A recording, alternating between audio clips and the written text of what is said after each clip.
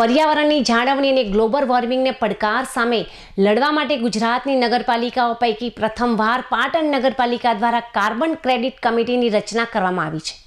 આ નવતર સમિતિની પ્રથમ ઐતિહાસિક બેઠક સમિતિના ચેરમેન ડોક્ટર બાબુભાઈ પ્રજાપતિની અધ્યક્ષતામાં ઉત્સાહભેર યોજાઈ હતી.